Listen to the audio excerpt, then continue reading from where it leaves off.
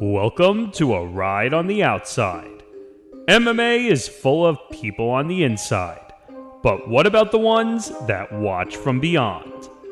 Welcome to the MMA Outsiders with Tom Albano and Zain Bando on the Empty the Bench Podcast Network.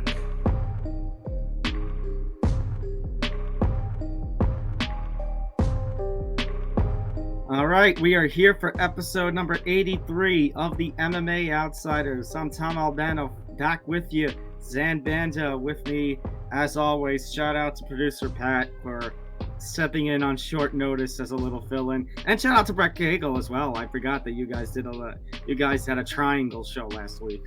Yeah, we had a triangle show. It was a rare 3-man booth. We were on a bit of a time constraint, but we got through it, and there's a lot of content to cover from this past week, and there's even more content to cover for this upcoming week because we have a huge week in combat sports, a major heavyweight championship fight in boxing, a bunch of recapping to do, and there also is, because of course there is a UFC event from the Apex once again, because of course they just can't get away from it.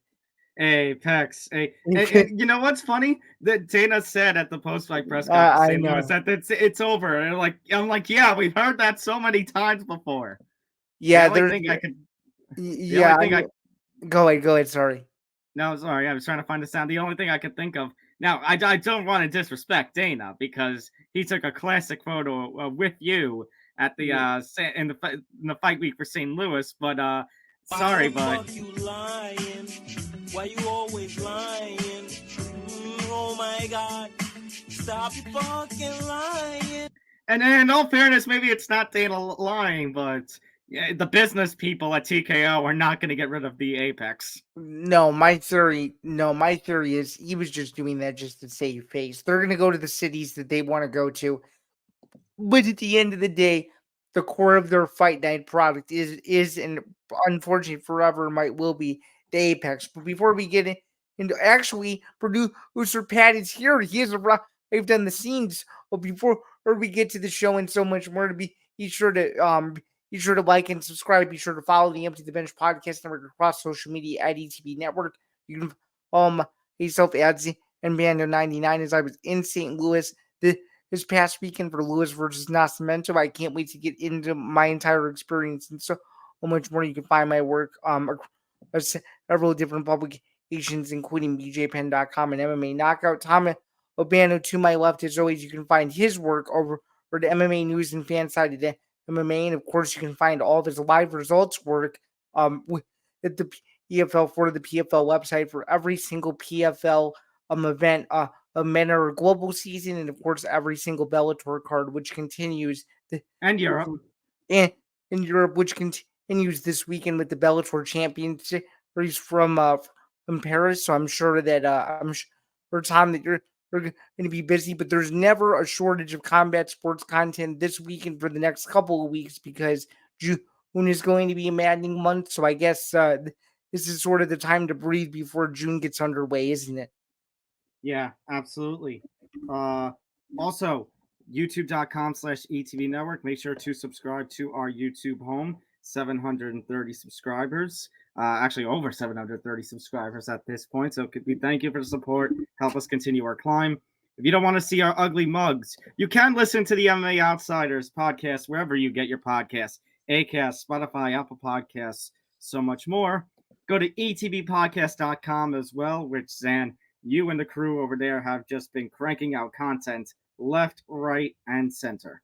It is exactly right. We're looking at between 3 and 4 blogs a week from most, if not all of our consistent contributors. So if you want the latest news in the NFL, the NBA, the combat sports spectrum, it's all there, and there's way more content on the way to come, and some special announcements that we've not revealed yet that's only going to make this entire space bigger and better. So stay tuned for more information on the ETB podcast front, as well as on the Playack front too. And that's another platform that we feel that as we continue to push it, it's only going to continue to get bigger and bigger and bigger. As usual, the MMA Outsiders is presented by a Playback, which is our official network sponsor across the entire ETV network platform. And just to give you a little bit more insight into Playback, here we go. So this show is presented by Playback.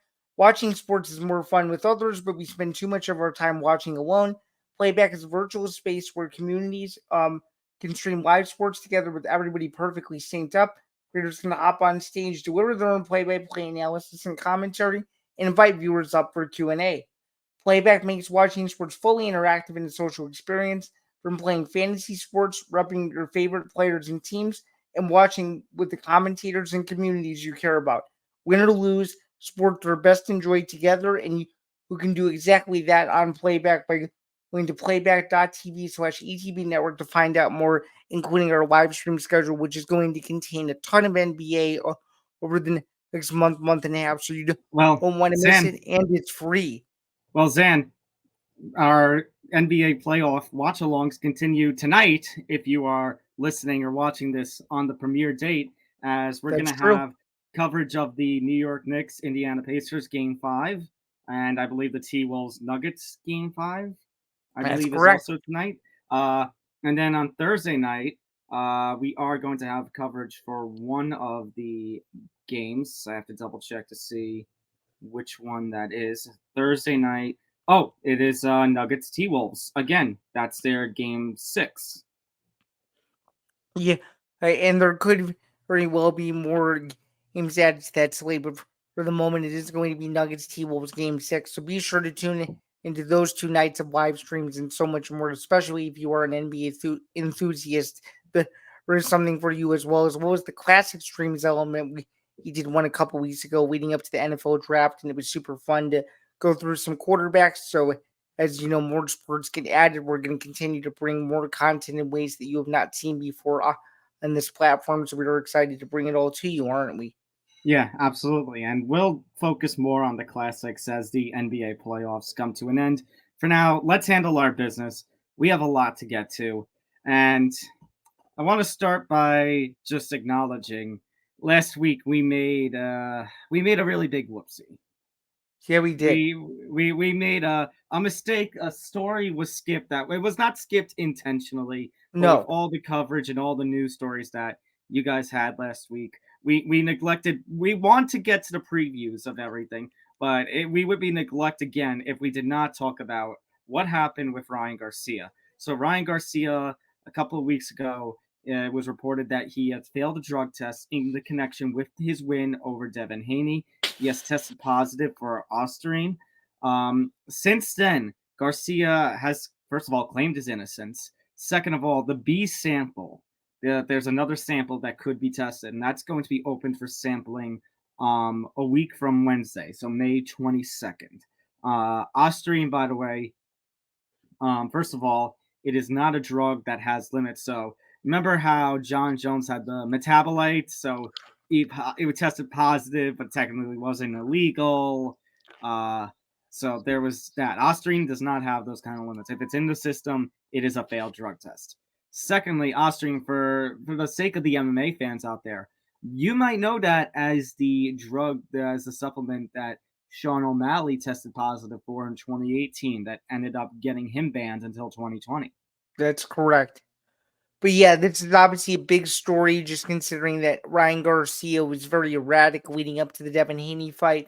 Of course, misses weight on the day of the ceremonial weigh-ins, goes out there and wins the fight against Devin Haney, but it feels like the fight is now tarnished because of this failed drug test. And if the B sample does not come back negative, I think people are going to look at him in a totally different light.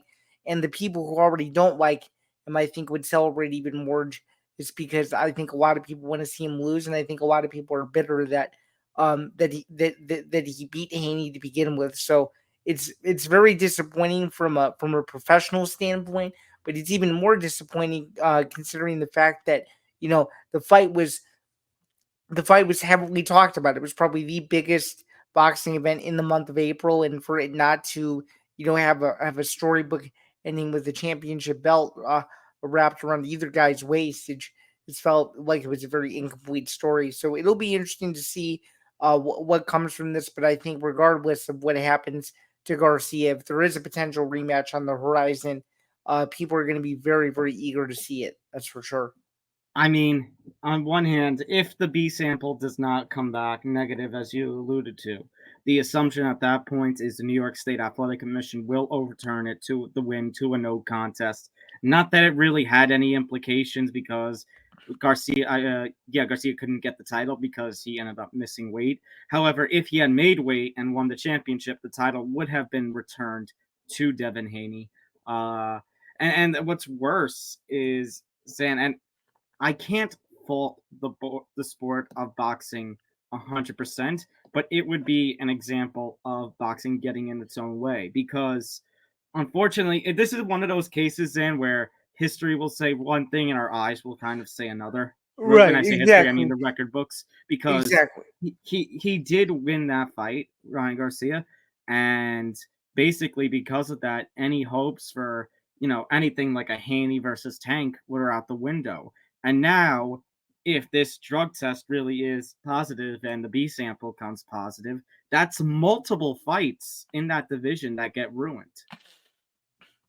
Yeah, it certainly is multiple fights in the division that get ruined, and it'll more than likely light a fire under Devin Haney that he's probably still kicking himself less than a month later that he didn't win this fight because he felt he was the better fighter, and that's the part that frustrates me the most is I don't think the better fighter won on that night, and if this sample doesn't come negative like I alluded to earlier, it'll further refute the point that that Haney was in his head, and I think that's something that Ryan Garcia fans are failing to realize is that you can't have someone that tries to bend the rules and and you still think that they have a fan base. This could very easily tarnish the remainder of his career if he doesn't act accordingly in the ways that people hope he does. So I think how he handles himself moving forward is going to be very telling, and I think it's going to define a lot of ways and what people think of his actions and so on and so forth. Yeah, without a doubt. This was an opportunity for Ryan Garcia to be a superstar now. If that B sample comes back positive like his first sample was, that kind of takes everything, all the momentum Ryan Garcia had and tarnishes it. Some people weren't happy with it, but some people did enjoy the mind games element and did enjoy seeing him get the win. But if that B sample's positive, that all gets erased. Oh, for sure.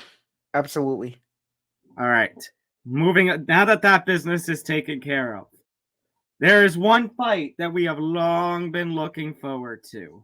And dare I say, this is going to be the biggest fight that boxing has had in the last 25 years. It was 1999, where we had a pair. The year I was born. Oh my God.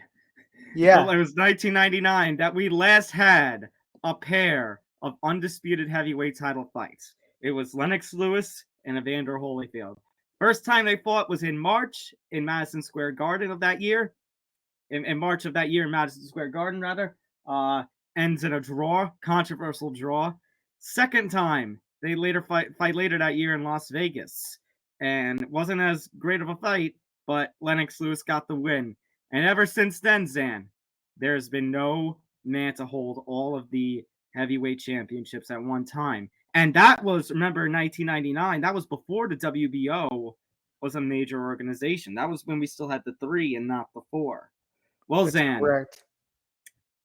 This coming Saturday, May 18th, we finally get history. We will finally, dare I say, finally, in the words of the great one, The Rock, finally get a 4-belt heavyweight champion. Tyson Fury, the WBC champion, the lineal champion, against Oleksandr Usyk, the WBA IBF WO Unified Heavyweight Champion of the world, live in the Kingdom of Saudi Arabia. Zan, chance to do it. Now we can finally preview it. How awesome is this? It's about damn time. We remember there was like 2016, 2017, 2018. We were thinking we would get this, and it would be Anthony Joshua versus Deontay Wilder. And all these years later, it's Fury and Usyk who we get. It's wild stuff.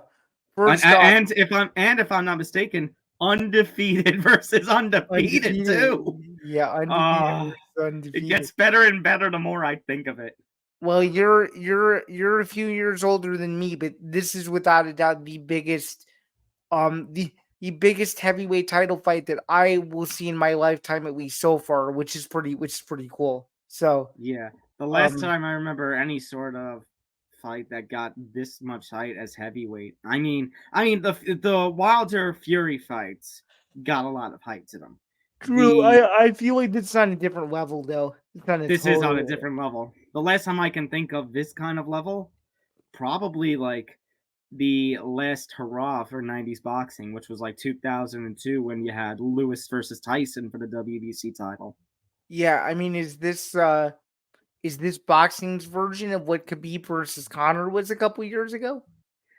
I don't know about that because these two don't have the rivalry. I mean, the footage did come out earlier today that we're recording this of Fury and Usyk's camps kind of getting into it a little bit. But we haven't seen the intensity that we had, the background that we had with Conor and Khabib had. You know, but we didn't see Tyson Fury throw a dolly through a bus window and get arrested. That's true. We did not. I'm just gonna put it to you straight. If Saudi Arabia wasn't in the picture, this fight is not happening. Do you agree or do you disagree with that? I hate saying it. But I have to swallow my pride and say yes. This fight doesn't happen if Saudi's not involved. Well, it's so I guess breaking down the fight, these are like two mirror images of each other. These are two just freakish, massive heavyweights with tons of knockout power.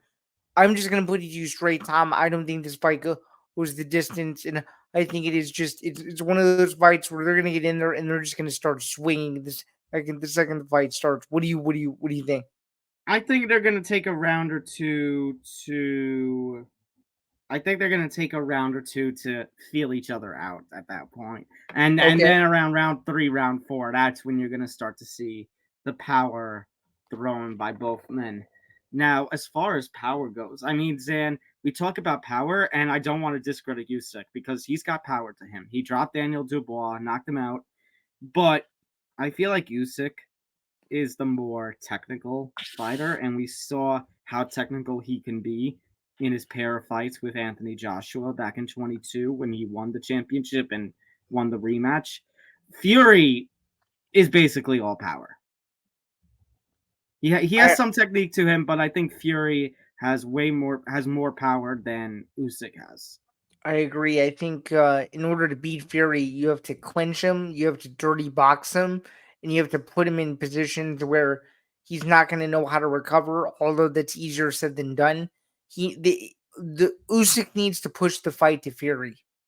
He cannot let Fury get inside him. He can't let Fury start throwing power shots. He needs to, in order for him to have any sort of a chance to win in this fight and become the undisputed heavyweight champion.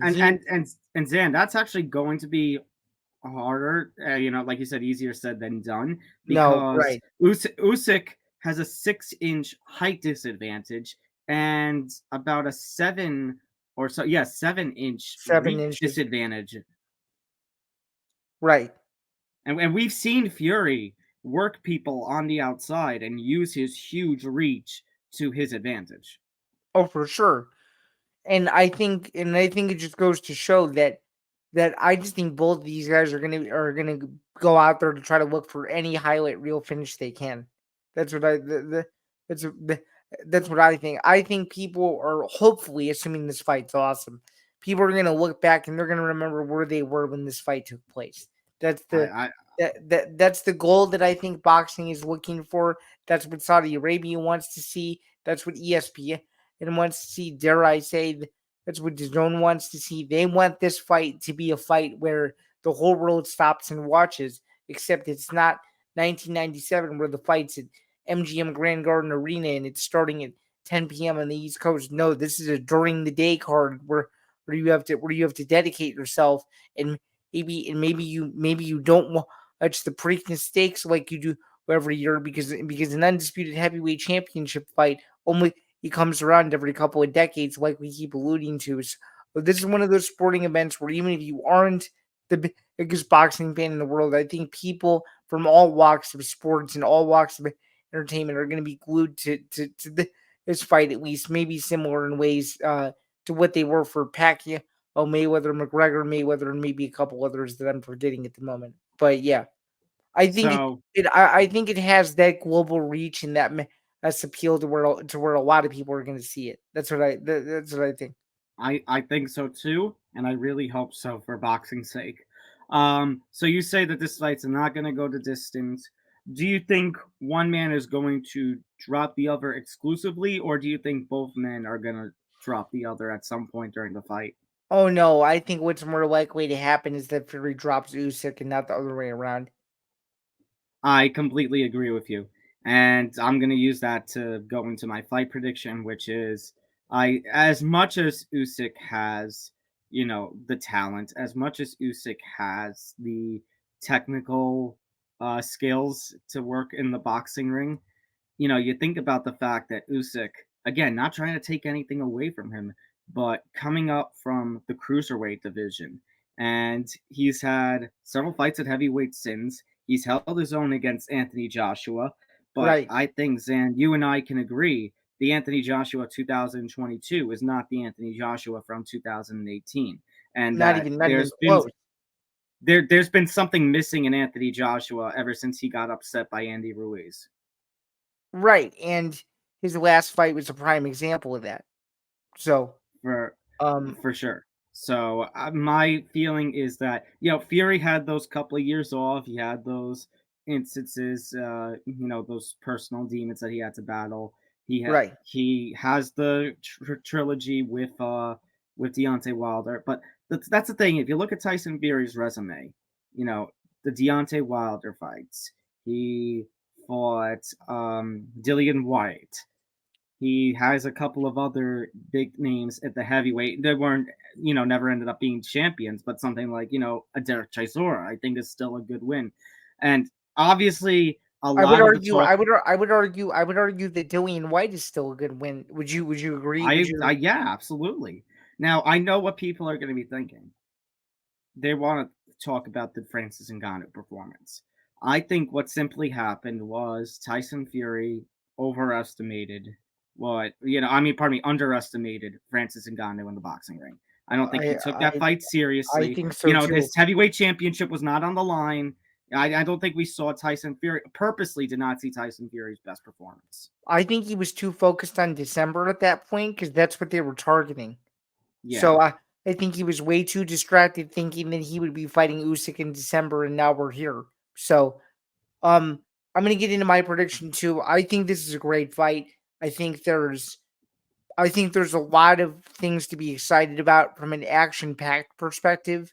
I think Usyk wins the first couple of rounds. I think it'll force Fury to really rethink his game plan in rounds 5 through 8, and I think he catches him late in the fight and finishes him. My exact prediction is Tyson Fury KO TKO in round 10 to retain his heavyweight championship. I'm gonna go exact here and pick the round simply just because I think it'll be an all-out slugfest, and I think the first guy to gas out is going to be the guy that loses. And with that being said, I think it's going to be Usyk, but he's going to hold his own. He's going to have Fury in trouble a few times, but it won't be enough for Usyk to drop him. But I will say this: if this rematch happens, which I kind of selfishly hope it does, in full disclosure, I'm rooting for Usyk. I don't think he's going to win, but if he does win, this rematch is going to be the biggest heavyweight championship rematch since Mike Tyson was in his prime. I'm just gonna say it.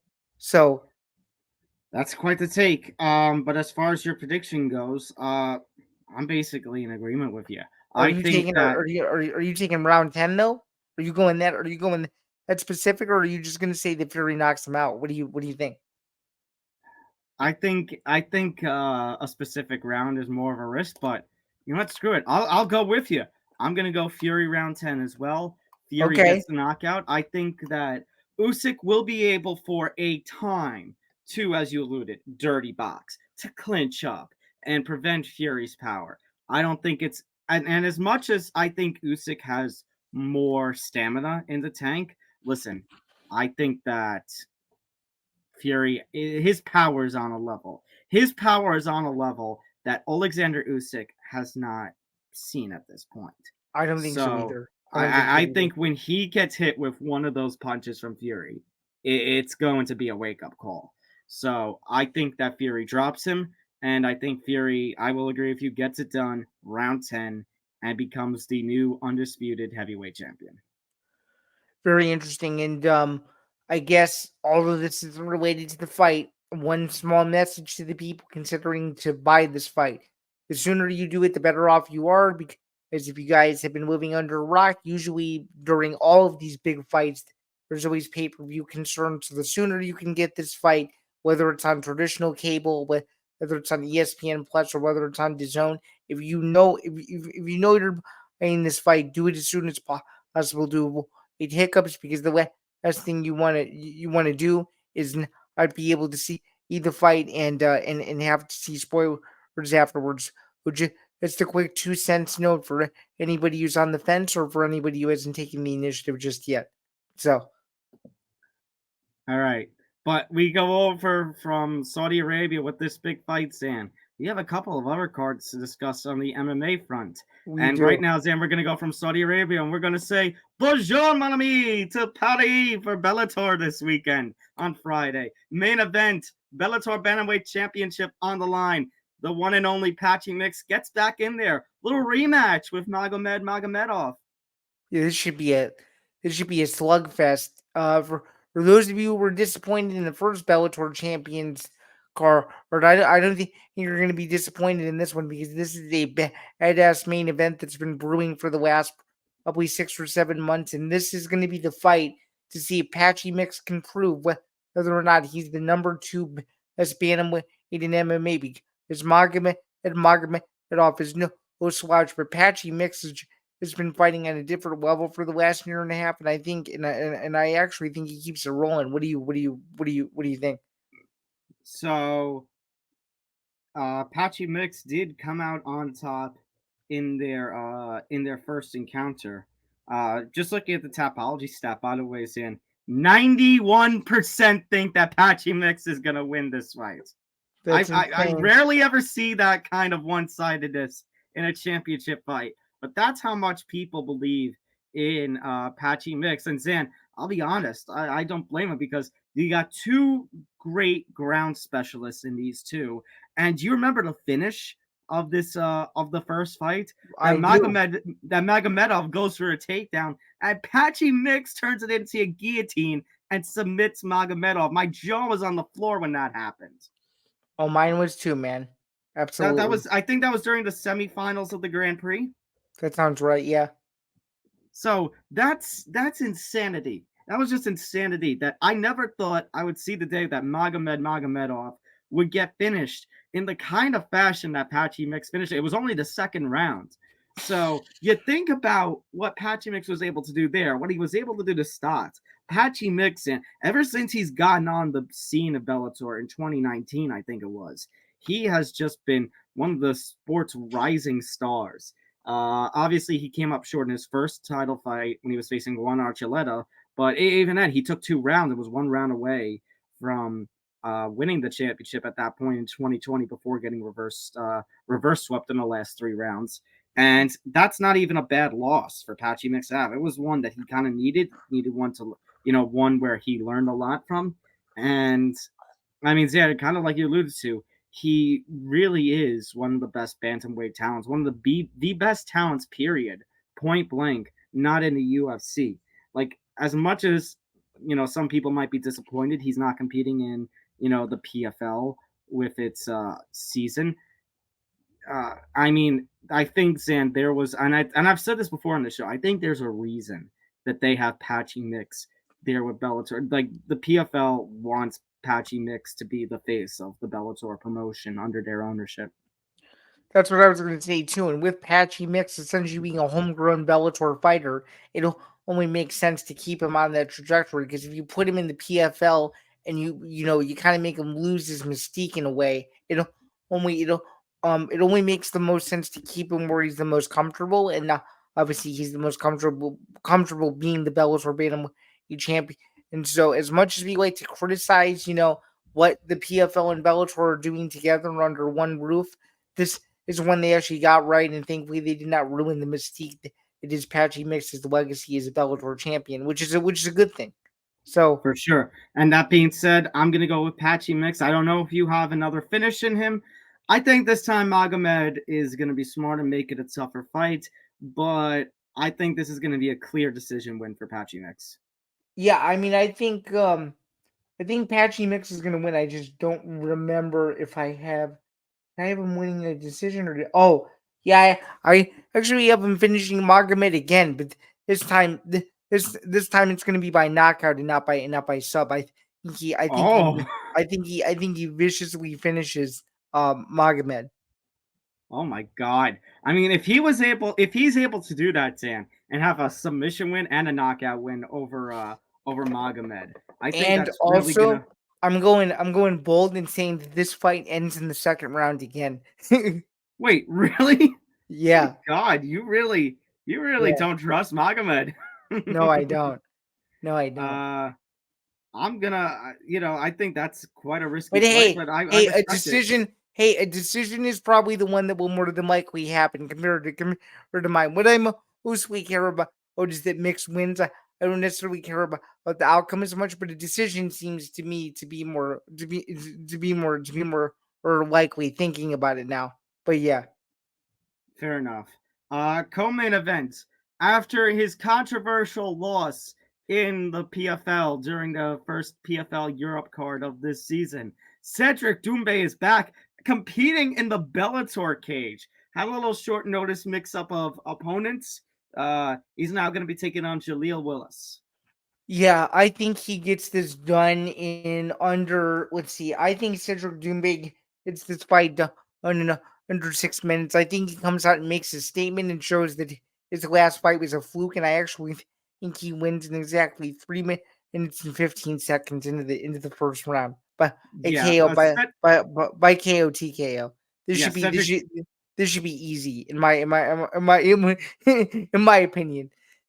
He's fighting in Paris for crying out loud. Come on, guys. He's not going to. Well, do you remember what happened the last time he fought in Paris when PFL was there? He only had a 9-second knockout. I don't even know if it was 9 seconds. I did even less. Yeah, I think it was more like 7, but yeah, for sure. 7 plus 2 for the referee to step in and wave it off. Seriously. And by the way, that was the only reason why people were there was to see him fight. So, after what happened at PFL Europe in March, then I think everyone, well, I shouldn't say everyone because Jaleel Willis probably isn't, but a lot of people are hoping that Cedric Doumbé rights the ship and gets a first round knockout in this one. Tom, do you think there's any possible way that Jaleel Willis shocks the world and finishes Cedric Doumbé? Could you imagine? Hold on, I have a sound effect for this. Sometimes these things happen in MMA. That's true. And that is why they call it the craziest sport in the world, my friend, because you don't know. I mean, Zain, Steve Usyk could have shocked the world had he not decided to go for takedowns in the 5th round at 301. Oh, I know. Very, very close fight. And by the way, shout out to Steve Usyk for giving Pantoja the toughest fight of his career and I cannot wait to see the rematch whenever it happens, hopefully in Perth in August. Pantoja, sorry, Zain, just wanted to say Pantoja, because I was doing all the covering, all the post-fight stuff for that weekend. Pantoja thinks that Steve Usyk is going to be a UFC champion one day. That's the big question is Pantoja going to be the guy he beats to become a UFC world champion? Is the $1 million question. So that's true. Yeah. One other fight from Bellator I want to go over. So usually the plan was 2 title fights in the number 1 contenders fight. Obviously, the fight between Shabili and Nurmagomedov Umar Nurmagomedov couldn't go through because of injury. That's going to be delayed for a little bit. However, we do have a number one contenders fight on this card to determine Johnny Eblen's next opponent at middleweight. It's going to be Gregory Babene taking on Costello Vanstinas. I got Benny, and I don't think it's going to be close. What do you think? I think Vanstinas has faced tougher competition. I'm going to go with him. Are you taking him to finish Benny or no? No, decision. Do you think it'll be a close fight though? Because I do. Yes, I think so. And I'll be very honest with you. I don't think either guy is going to end up giving Johnny Eblen much a challenge. I don't think so. I went the conservative route and picked Benny by decision, but I would not be surprised either way. But this one, I just feel with Fabian, wait a minute. That's right. Fabian Edwards versus Aaron Jeffrey was also labeled a contender. I guess this is going to be whoever defeat. I guess this fight. Thank you, Pat, for pointing that out. But I guess this fight is going to, take on the winner of Fabian Edwards versus Johnny Eblen too. I guess that's my thought on it. That would be my assumption too, but I'm not a matchmaker, so I don't know what they're thinking. But that to me seems like the most logical thing to do. I guess so, because obviously, we've seen Johnny Eblen versus Fabian Edwards before. I think some people probably behind the scenes might have been rooting for Aaron Jeffrey, but obviously that didn't play out, which is unfortunate for those of us who have followed the Mullet's career. That's true, and he's also just one of the nicest guys in MMA. So you got to feel for him. You got to feel for him a little bit. Mm-hmm. All right. One other fight that we got to get to, Zain, in terms of previewing. Apex. We are back at the Apex this weekend. Edson Barboza taking on Lerone Murphy. Yeah, this should be a good fight on paper, but to me, Barboza is just too experienced. He has over a decade of experience in the UFC, and he's fought all the best guys in the world, former champions, current champions, former number one contenders. This is Lerone Murphy's biggest fight of his career, and I just think the pressure is going to be too big. I love Barboza in this spot, and I actually like him by knockout in the third round. It'll be a mid to late third round finish for me, but I just think Murphy has not fought a striker on the level of Edson Barboza, and this is going to be one of those fights that Edson Barboza is going to show out and still prove that he's one of the most dangerous guys without a belt, and someone who maybe people wrote off a couple years ago, but after this fight they won't be writing him off. So I got Barboza. We have seen, Zain. We have seen people write Barboza off before. We've seen him take on up and comers, and people will side with the up and comer, and then Barboza just puts off a excellent performance. I'm looking for a vintage style Edson Barboza performance. I don't know if a knockout is necessarily going to happen, but we saw in one of Edson Barboza's last fights how he pulled off an amazing comeback in 2023. And I think we could see similar things here. I think Murphy will give him a challenge in the first couple of rounds, but I see late second, early third round Barboza start to take over this fight, end up getting a decision win. I think so too. And even though Murphy is undefeated and a young rising prospect, this is not going to be his first main event slot at all. This is only going to be a good learning experience for him. And Murphy might give Barboza trouble early, and I just think the experience factor is going to be too much. And you could very well see a scenario where Murphy hurts him in round one, rocks him, has him on clear street, and does not maintain his gas tank very well, and eventually loses the fight. And if he does those things and he makes those mistakes, he'll be on the wrong end of it. But if he can take away what Barboza is really good at, which is his kickboxing, and try to take Barboza to the ground and put him in positions he's never been in before, and the potential Murphy win to remain undefeated is on the table. But if this fight remains standing, it could end up being a very, very short night for the Brit, and that's something that you don't want to see. But again, and another thing you have to allude to, it's the Apex, it's a smaller cage. It might be able to move around a little bit more, but I just think Barboza is way too technical, and I think he wins. There should be no problem in my estimation. Fair enough. All right. One other news piece I want to talk about before we get to some of the recaps from this past weekend. You may have seen this on a couple of MMA sites, but Khabib Nurmagomedov, the former undefeated UFC lightweight champion of the world, apparently owes Russian government over $3 million. So, taking bits and pieces from the stories, the original sources were Russian Today, the big news network, MASH.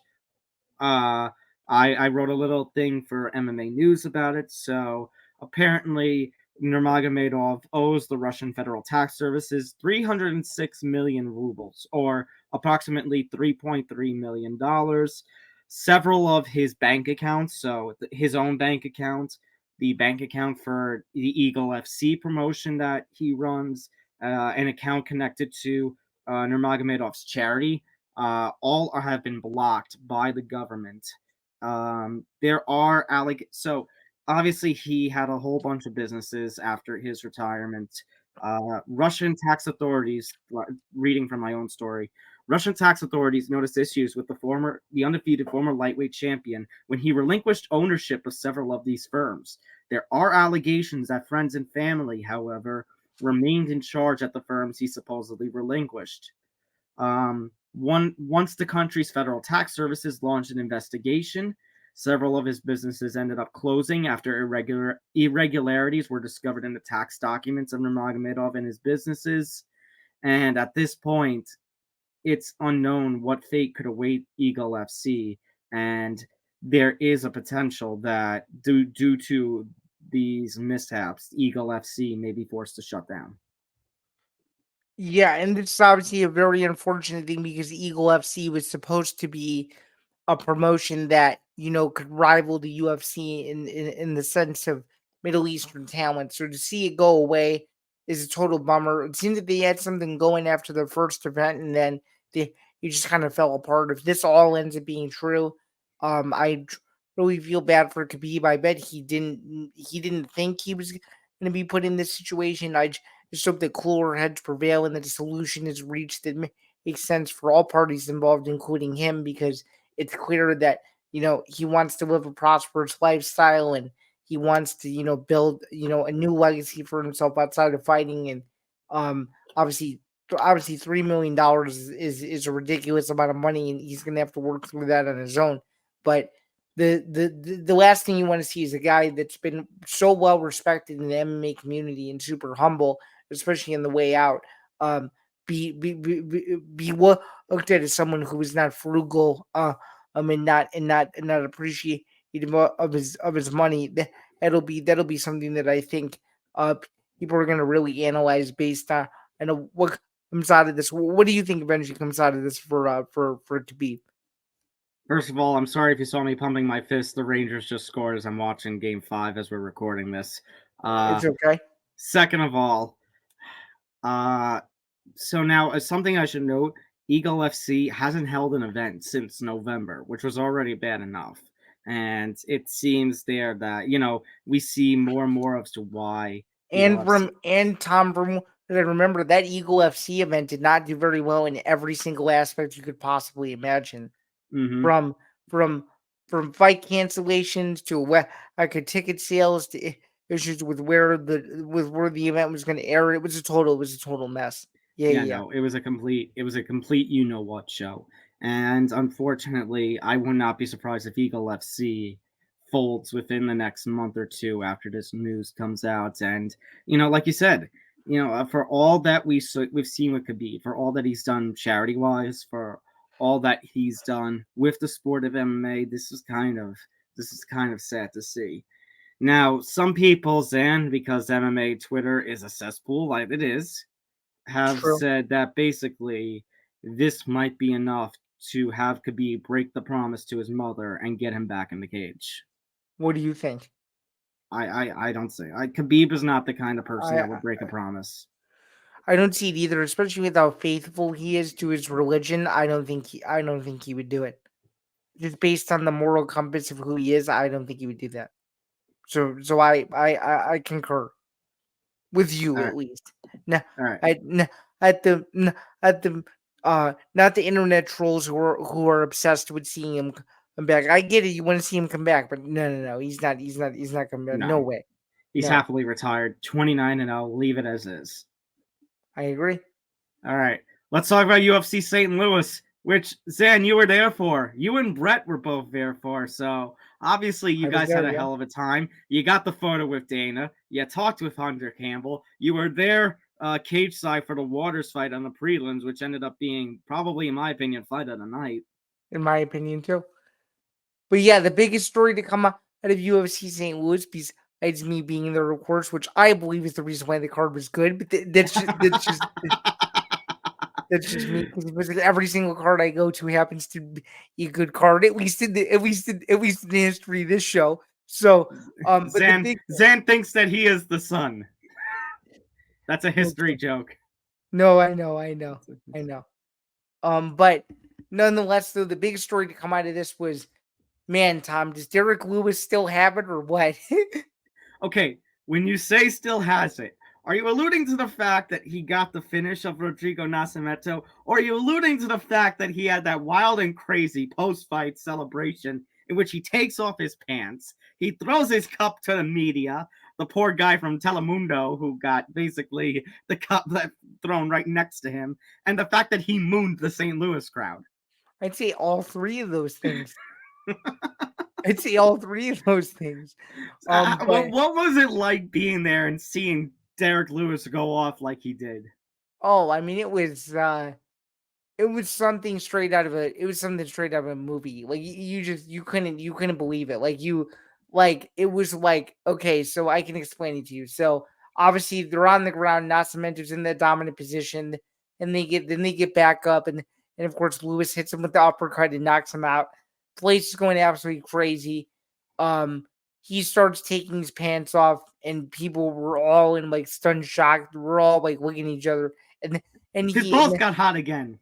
Yeah, and then he pretends to, or then he attempts to briefly move in the crowd, and that's when the crowd lost it. Everybody took their phones out at the exact same time. It was just a scene that you wouldn't believe it. I watched the TV broadcast back, and they didn't show some parts that I got to see relatively close, and that was, you didn't get the greatest angle of him throwing the cup, number one, and you certainly didn't get the best angle of him winning the crowd, for those of you who watched on TV. But the actual finish itself was masterful. But it was just one of those ones where we're like, if you were there, it was like, yeah, that was a vintage Derek Lewis performance. And I mean, Zain, to make reference, he said in the week leading up during fight week, oh, I'm gonna go for a takedown. It's like, you don't see Derek Lewis go for takedowns, and he actually grappled with Rodrigo and got a takedown in the first round. That played in, it was crazy. Yeah, it was.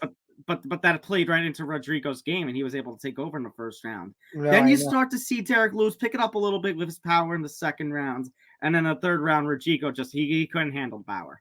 No, he couldn't. But it's good to see Derek Lewis get the win. I don't know, in his words, if he's too old for this, you know what, but he certainly showed that he still packs a punch, and it's nice to see that he's still relevant in the heavyweight division, because he's one of the most likable guys in all of MMA, and I'm just very grateful that I can say that I've checked a Derek Lewis win and crazy celebration off my list. I'm almost glad he won, because if he would have lost, I think people would have been very, very disappointed, because I could tell as the fight was continuing that there wasn't a single person in the Enterprise Center in St. Louis that was rooting for Rodrigo. Every single person, of 15,590 of those people, every single person wanted to see Derek Lewis win, and he won. It was crazy. Mm-hmm. Well, just so you know, in his interview with ESPN MMA afterward, available on the YouTube channel, he's eyeing potentially, he might want a win against Jailton Almeida back. I don't blame him, and I think it was a bit unfair that he lost in front of Jailton Almeida's hometown, so they need to redo it in a neutral site, and I would love to see it for sure.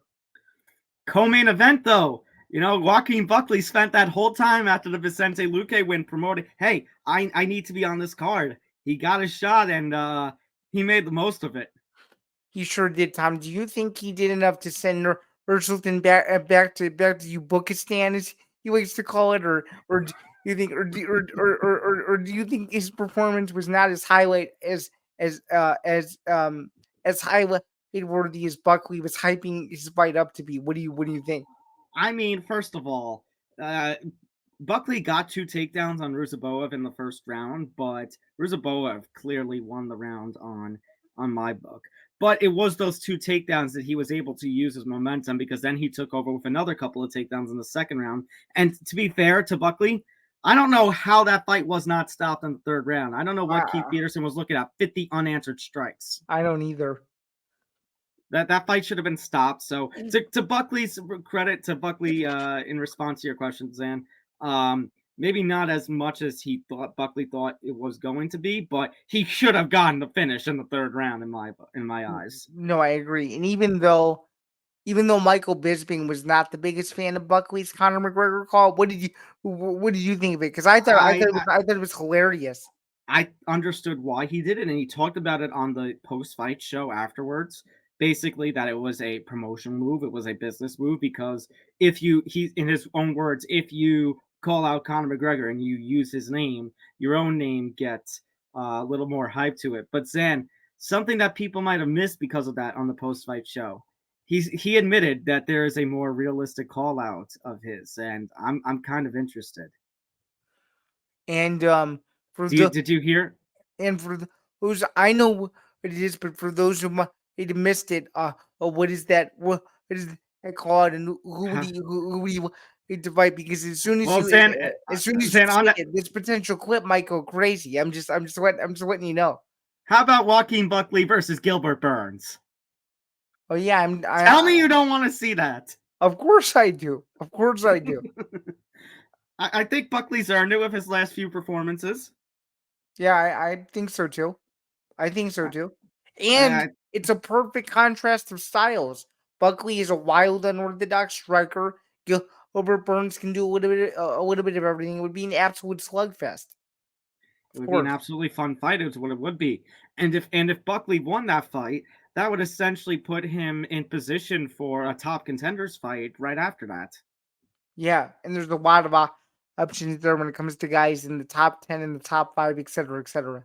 Yeah, for sure. All right, one last story here, one last recap to do. We got to talk about Vasyl Lomachenko. He's a champion once again. He gets his first finish in a few years, stops George Kambosos in 11 rounds to claim the IBF lightweight gold. Now, if you watch the whole top rank card, it was a mess. When you consider what happened with Andrew Maloney retiring, when you consider what happened with that ring announcer screwing things up a couple of times and having way too much energy. But this was a vintage Lomachenko performance, and it was incredible. And it's nice to see Loma. Obviously Loma had a lot more hype to him prior to the loss to Teofimo Lopez, but to see Loma hold gold at lightweight again it's incredible, and it's a welcome sight. It's a welcome sight for sure, and it's just nice to see that boxing's lightweight division is actually being talked about as one of the most exciting divisions in the sport, because now Vasily has options. I think he's interested in the Never NT fight. He's obviously interested in the Tank Davis Frank Martin fight. There's options for him out there, but this was without a doubt one of his best performances of his whole career. For sure. And to do it in enemy territory against a guy like Kambosos, who had worked for so long to get back up into that spot of being relevant again, ever since I believe it was the Teofimo Lopez fight. But still, it was just like you didn't know how the fight was going to go, but once the fight started, you knew okay, Loma is out for blood, because he was pissed about how the middle of last year ended for him and how he had unfinished business with Devin Haney. I think he showed that he's easily a top 5 lightweight in the sport of boxing, and he's someone that I think a lot of people wrote off after the Haney fight, and anybody who was writing him off before this Kambosos fight, I'm sure isn't writing him off now. That's for sure. Not at all. Not at all. And you're right. The potential opponents that he could face next with Navarrete or Tank, like it's especially now, like we just talked about, Zain, earlier when we talked about the Ryan Garcia Devin Haney thing, because we talked about the potential that Tank could face either one of them. With this Loma performance, and if Garcia's B sample's positive, I think this opens up the door for Loma Tank. I agree. And if that fight were to occur, where do you think it occurs, and who are you picking? Because I think this fight is perfectly suited for either A, Baltimore, Maryland, or B, Las Vegas. What do you think? I would see it. I would see them trying to get it in Vegas, and I think as much as Loma might be a tough test, I think Tank would get it done in that fight too. You think so? Yeah, I think Tank is the face of Tank is one of the faces, if not the face of boxing for a reason. Do you think the Tank would finish Loma, or do you think it would be a classic 12-round war that goes? I would hope it would be a classic 12-round war. I would hope so too. All right. I think that's gonna, that pretty much is going to do it for this edition of the MMA Outsiders. Make sure you hit that like button, subscribe, hit the notification bell so you get notified of everything here at the Empty the Bench Network. Make sure to follow us across social media, Facebook, X, and Instagram at MMA Outsiders ETB. Follow the Empty the Bench Podcast Network, Facebook, X, Instagram, and TikTok at ETB Network. Make sure to listen to the MMA Outsiders wherever you get your podcast, Acast, Spotify, Apple Podcasts, so much more, and as well as on our YouTube home, youtube.com/ETB Network. Again, hit the like button, subscribe. Don't forget to go to etbpodcast.com for more content from the Empty the Bench Network, more information about the Empty the Bench Network, and blogs from some of our contributors, which Zain is heading up. I can't talk right now. Shout out to Zain again. Staff writer, bjpen.com, and MMA Knockouts. You can follow him on social media at ZanBando99. On Albano, contributor for MMA News, Fan-Sided MMA, as well as the PFL. I will be on the call with the live results for Bellator in Paris this weekend. So yes, you will be, and it's an early start for you, and it's an early start for yourself as well. So, get ready for breakfast and fights, if you will, my friend. Actually, it's noon Eastern, so technically that's lunchtime. If you're on the West Coast, it's breakfast time. But if you're on the East Coast, you can have a little lunch. Maybe brunch for you, since it'll be 11 your time. That's true. It's very true. Yeah. And again, shout out to Playack. Join us tonight for more NBA playoffs action, as well as on Thursday night for more NBA playoffs action. For sure. A lot to look forward to on all fronts. So be Joe Pyfer and enjoy the fights this weekend. Watch Fury Usyk. Yeah, if there's one homework assignment we have for you, it's watch Fury Usyk. Remember where you were when the fight happened, and please, if you choose to gamble, please gamble responsibly. You're not here to sell picks or do anything like that. So just as a gentle reminder, please be smart if you decide to if you just use a little move this weekend, if you will. All right. For Zain, I'm Tom. We'll see you next time on the MMA Outsiders. Take care, everybody. Take care. We are back. Oh, sorry. No. You could do the countdown. It's all good. 5, 4, 3, 2. We are back at the MMA Outsiders episode 83, airing Tuesday, May 14th at 7 p.m. Eastern, 4 p.m. Pacific, presented by Playack. As always, I'm Zain. That's Tom, and we had a packed show. This past week we talked about Tyson Fury versus Oleksandr Usyk, which is taking place at the Kingdom in Saudi Arabia. We talked about a major Bellator card from Paris that is a huge title fight at the top, and of course, the UFC is back at the Apex with a very intriguing featherweight bout between Edson Barboza and Lerone Murphy, and it's one of other news items. Tom, what do we have on the MMA/Combat Sports information from this week? So a couple of interesting boxing pieces to talk about in the news front. Zain, obviously, we have to do our fair share talking about this Ryan Garcia controversy, failing his drug test in connection with his win over Devin Haney. The B sample still has to be tested, but it's still kind of a shame. And then we had a big boxing card actually take place this past weekend. Obviously, you were there for UFC St. Louis, which we talk about. But we also had Vasyl Lomachenko as a champion in boxing once again, winning the vacant IBF lightweight title in a classic performance against George Kambosos. So we'll talk about all that and more this coming episode 83 of the MMA Outsiders, Tuesday, May 14th, 7 p.m. Eastern, 4 p.m. Pacific. We'll see you there. See you there.